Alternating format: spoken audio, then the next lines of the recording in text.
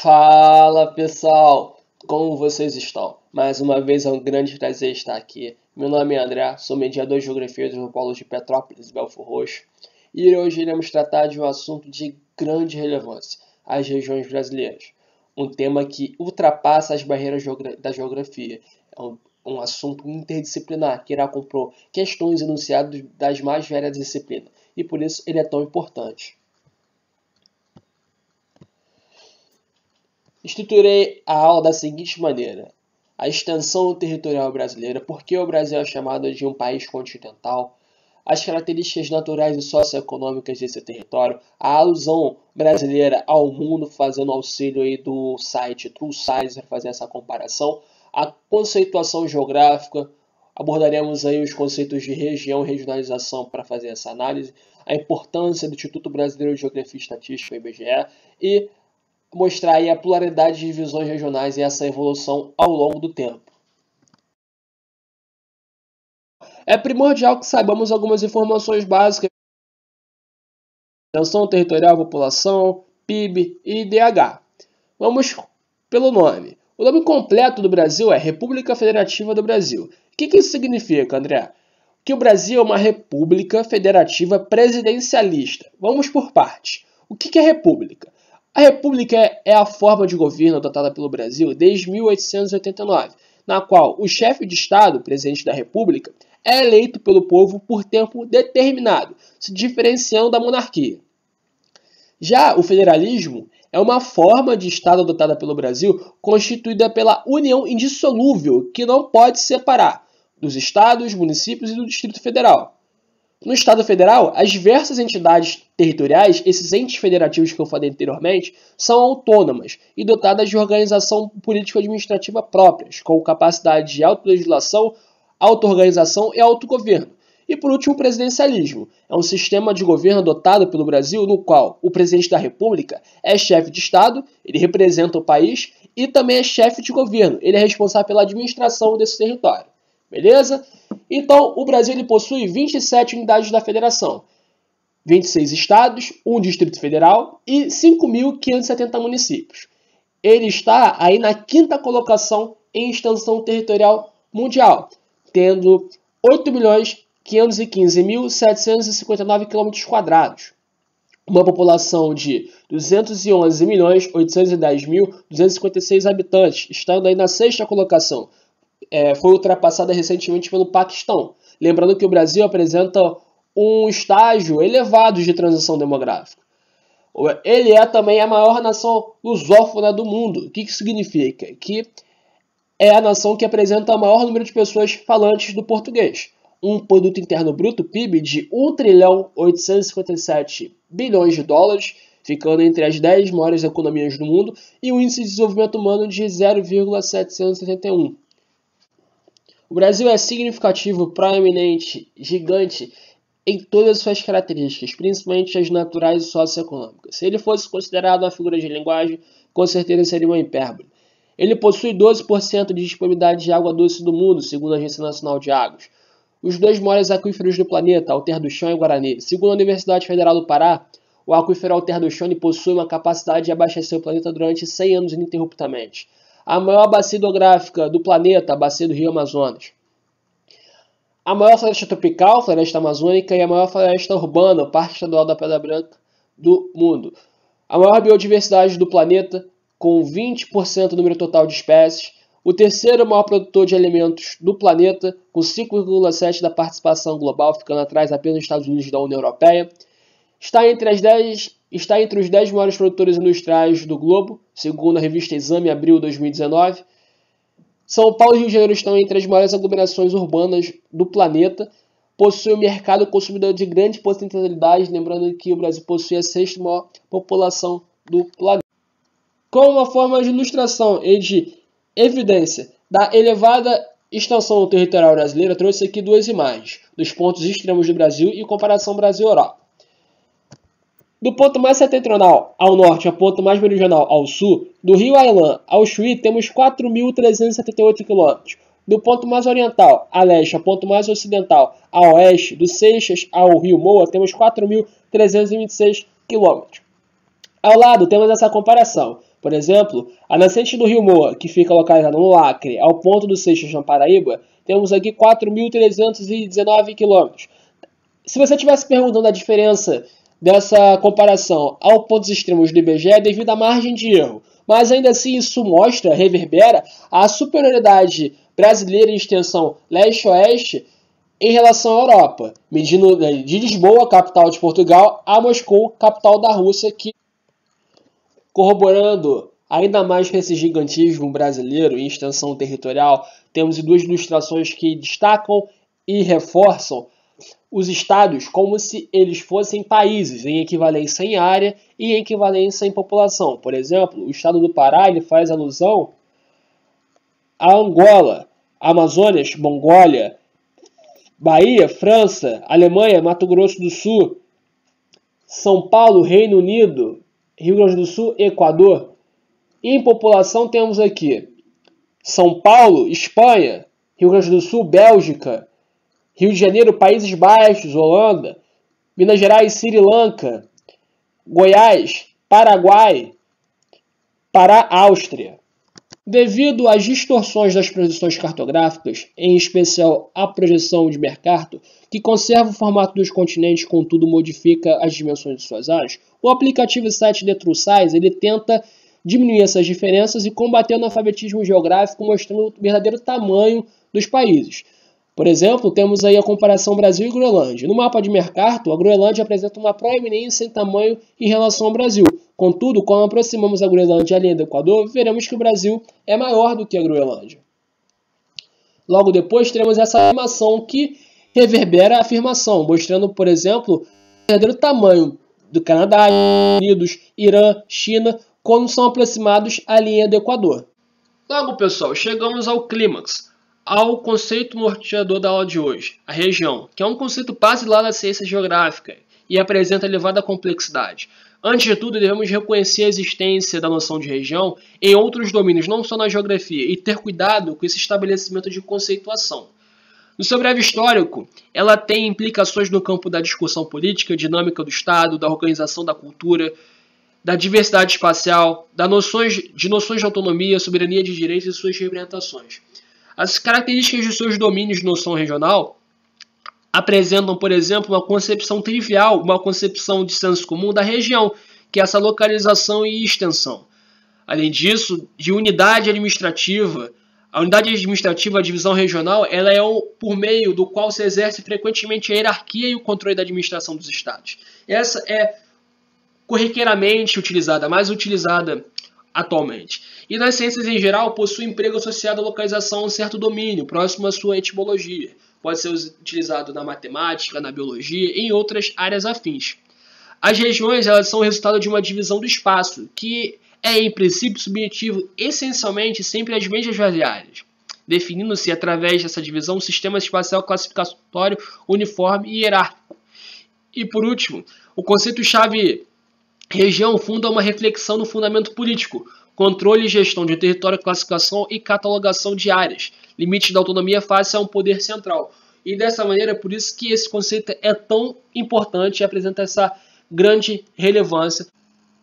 Regionalização é uma proposição que sai de dentro do conceito-chave região. E ele significa estabelecer regiões com base em determinados critérios, que podem ser naturais, históricos, culturais ou socioeconômicos. Pode ainda interrelacionar mais de um desses aspectos, desde que garanta um caráter de individualidade à região, diferenciando-as das demais. As regiões, devemos ter em mente, elas não são estáticas. Elas podem ser alteradas em virtude do dinamismo da transformação das paisagens, em razão dos processos históricos, as formas de uso do solo e a incorporação de novos padrões de desenvolvimento tecnológico. Além disso, ela agrupa estados ou partilhas com características semelhantes, discernindo dos demais. Ao lado temos aqui alguns intelectuais e pesquisadores que fizeram suas regionalizações a partir de suas especificidades. André Rebouças, Elisée Reclus, Delgado de Carvalho, Moacir Silva, o próprio Instituto Brasileiro de Geografia e Estatística, Ezequiel de Souza Brito.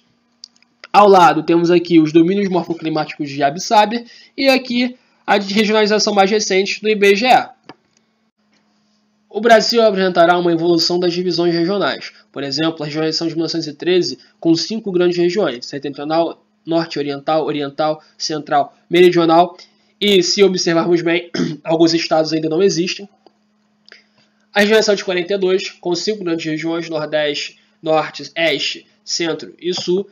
Em 45, com 7 grandes regiões, Norte, Nordeste Ocidental, Nordeste Oriental, Leste Setentrional, Leste Meridional, Sul e Centro-Oeste.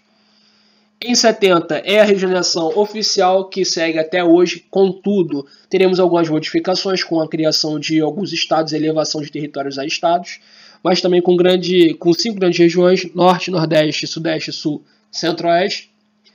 E em 90, ali, a partir do processo de redemocratização, com a criação dos estados de Tocantins e elevação de alguns territórios a estados, mas também com 5 grandes regiões, Norte, Nordeste, Sudeste, Sul e Centro-Oeste. Teremos aqui um vídeo feito pelo Instituto Brasileiro de Geografia e Estatística, IBGE, que explicita a importância dessa instituição para o Brasil e para os brasileiros.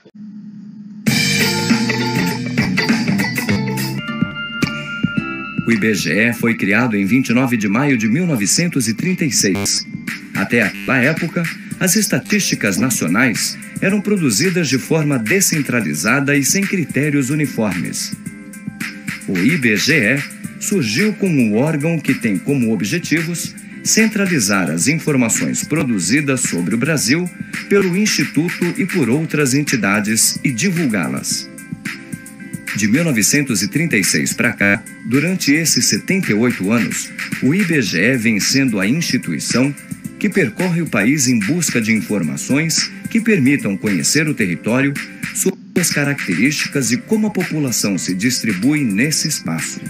Também investiga como é composta essa população, sua dinâmica e seu modo de vida. Foi seguindo essa linha que o Recenseamento Geral de 1940, o primeiro realizado pelo IBGE, pesquisou informações que serviram de base para o projeto nacionalista estatizante. A partir dessa data, os censos demográficos começam a ser executados a cada 10 anos. Os geógrafos do IBGE passaram a percorrer, levantar, estudar e mapear o nosso imenso território. Para atender à necessidade de organizar informações que fossem básicas ao planejamento econômico e social do país, foi elaborado um projeto de reformulação da produção das estatísticas nacionais, concluído em 1967. Ao mesmo tempo, o IBGE foi transformado numa fundação com maior autonomia operacional. Logo em seguida, em 1968, foram divulgados os resultados da primeira edição da Pesquisa Nacional por Amostra de Domicílios, a PNAD, feita para conhecer o mercado de trabalho. À medida que a sociedade se tornava mais complexa, eram necessárias informações mais específicas para seu estudo e compreensão. O IBGE ganhava espaço. E nos anos 1970, as pesquisas agropecuárias do Ministério da Agricultura passaram a ser responsabilidade do IBGE. Em 1974, foi realizado o Estudo Nacional da Despesa Familiar, o INDEF, onde os pesquisadores do IBGE visitaram cerca de 70 mil domicílios para investigar hábitos alimentares, de saúde, renda e consumo da população. A partir da década de 80, passamos a produzir índices conjunturais de inflação e desemprego. Nessa época, cresce o elenco de pesquisas e a questão social passa a determinar novos produtos e maneiras de produzir a informação. São produzidos indicadores sociais e de desenvolvimento sustentável. A partir de 1985, com a nova República, veio também a perspectiva de abertura do IBGE à sociedade civil, o que gerou mais tarde o lema de nossa missão: retratar o Brasil como informações necessárias ao conhecimento da sua realidade e ao exercício da cidadania. Com o passar do tempo, a sigla IBGE tornou-se sinônimo de informação precisa, independente e confiável, e que se constitui no nosso principal patrimônio. Ao longo de toda a história do Brasil, as desigualdades regionais são um traço marcante do seu espaço geográfico. Os estudos sobre essas desigualdades, iniciados a partir dos anos 30 e 40, vêm fornecendo dados que servem de instrumento para que o Estado possa implantar políticas de desenvolvimento regional, visando essa diminuição. A temática começou a ser discutida principalmente a partir da década de 50, em razão do desenvolvimento do processo de industrialização que se concentrou no Centro-Sul. Esse desenvolvimento mais acelerado dessa área ampliou o distanciamento social e econômico das outras regiões brasileiras. Dessa maneira, o Estado criou superintendências para fomentar esse desenvolvimento. Por exemplo, a Superintendência de Desenvolvimento do Nordeste, Sudene, a Superintendência de Desenvolvimento da Amazônia, Sudam, a Superintendência de Desenvolvimento da Região Sul, Sudesul, e a Superintendência de Desenvolvimento da Região Centro-Oeste. Algumas existem até hoje e outras foram desmanteladas.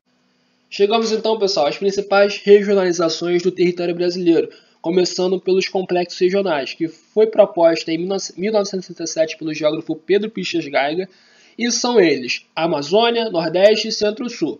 Essa regionalização do território brasileiro considera a formação histórica econômica do Brasil e a modernização econômica em curso desde a década de 60, que se manifestou nos espaços urbano e rural. Diferentemente de outras divisões regionais, ela não acompanha os limites entre os estados, havendo aqueles com parte do território em uma região e parte em outra. O Centro-Sul corresponde a cerca de 27% do território brasileiro, mas concentra mais de 60% da sua população e é responsável também por 80% do PIB. Além disso, as atividades econômicas da região são bastante diversificadas, com a liderança da produção industrial e agropecuária e na renda do setor de serviços. Já o Nordeste é formado por 8 estados, mais o leste do Maranhão e o norte de Minas Gerais. Corresponde a cerca de 18% do território nacional e abriga 30% da população do país. Região, ela foi economicamente mais rica do Brasil colônia, mas hoje apresenta os piores índices sociais e a maior concentração de pobres no país. Além disso, as condições difíceis de vida fizeram que essa região fosse uma área de emigração para as zonas mais industrializadas e com melhores qualidades de vida. Já a Amazônia ocupa cerca de 55% do território nacional, onde vive apenas 10% da população. Apesar de a área florestal ser dominante em várias extensões, a ocupação e o povoamento relativamente recente da região, ali de 70, foram muito intensos. Durante os governos militares, a ocupação da Amazônia atendia também interesses estratégicos, principalmente a colonização para impedir a exploração de riquezas naturais por estrangeiros e a expansão de grupos guerrilheiros. Hoje teremos ali uma expansão das atividades agropecuárias. A região Nordeste tem uma sub-regionalização, lembrando que essa região é formada pelos estados de Alagoas, Bahia, Ceará, Maranhão, Paraíba, Pernambuco, Piauí, Rio Grande do Norte e Sergipe. Seu território apresenta uma pluralidade de peculiaridades na escala ambiental, reverberando nos setores econômicos e sociais de seus habitantes.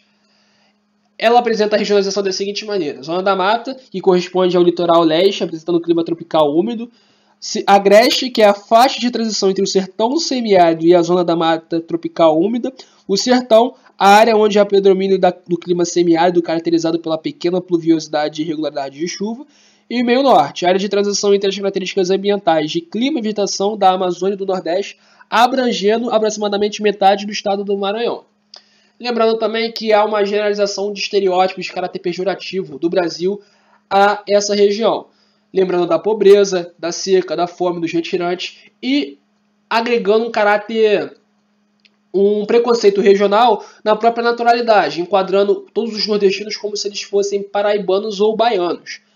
Também existe a problemática hídrica devido a essa pequena pluviosidade e irregularidade da chuva, principalmente na região do sertão, provocando esse polígono da seca.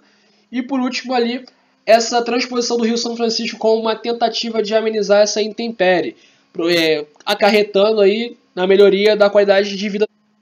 Logo depois, em 1970, teremos ali a regionalização feita pelo Instituto Brasileiro de Geografia e Estatística, IBGE, com as macro-regiões Norte, Nordeste, Sudeste, Sul e Centro-Oeste. Lembrando que nesse período não tínhamos ainda a criação de alguns estados, como por exemplo o Tocantins e o Mato Grosso do Sul, e outros estados eram territórios federais, como por exemplo Rondônia, Roraima e Amapá.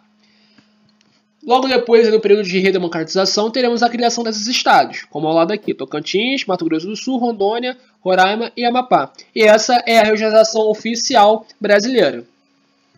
Desta maneira, pessoal, chegamos à última regionalização do território brasileiro, a de Milton Santos. Milton Santos foi um geógrafo brasileiro considerado por muitos como o maior pensador da história da geografia do Brasil, um dos maiores do mundo. conquistou em 94 o prêmio Walter Lund, considerado o Nobel da Geografia, sendo o único brasileiro a conquistar esse prêmio. Além dessa premiação, destaca-se também o prêmio Jabuti, de 97, para o melhor livro de ciências humanas com a natureza do espaço. Ele foi professor da Universidade de São Paulo, mas também lecionou fora do Brasil, com destaque da França. Ele vai considerar, por exemplo, nessa regionalização, os processos históricos de ocupação e transformação do território pela sociedade, que nos levou ao atual estágio do meio técnico-científico informacional. No livro Natureza do Espaço, ele fala da seguinte maneira, que, quanto ao meio técnico-científico informacional, é o meio geográfico do período atual, onde os objetos mais proeminentes são elaborados a partir dos mandamentos da ciência, e se servem de uma técnica informacional da qual eles veem o alto coeficiente da intencionalidade com que serve às diversas modalidades e às diversas etapas da produção. A regionalização ela será em 4 regiões, concentrada, Amazônia, Centro-Oeste e Nordeste. E os principais aspectos para ela serão o volume de atividades econômicas modernas na área financeira, comercial, de serviços e industrial, a situação da agropecuária em relação à mecanização e integração com a indústria e a quantidade de recursos tecnológicos avançados, como redes de telecomunicações, de energia e equipamentos de informática. Lembrando que a região concentrada ela é composta por um denso sistema de fluxos em razão dos elevados índices de urbanização por atividade comercial intensa e alto padrão de consumo doméstico, e é o centro de tomada de decisões do território brasileiro. O Centro-Oeste apresenta uma característica de urbanização em razão do emprego da alta tecnologia da produção agropecuária, marcadamente exportada e com ampla utilização de insumos agrícolas comercializados por grandes empresas multinacionais. A Amazônia trata-se de uma região de baixa densidade demográfica e poucos recursos tecnológicos. São raras áreas destinadas à agricultura mecanizada e outras atividades modernas. A Zona Franca de Manaus, que concentra parte da indústria eletrônica instalada no país, a indústria extrativa mineral e a metalurgia de alumínio são os polos de maior expressão econômica. A região Nordeste, situando-se no período de grande desenvolvimento da economia canavieira, no período colonial, de modo geral, a circulação de pessoas, produtos, informações e dinheiro sempre foi precária, em razão da agricultura pouco intensiva e da urbanização irregular, restrita a alguns pontos do território.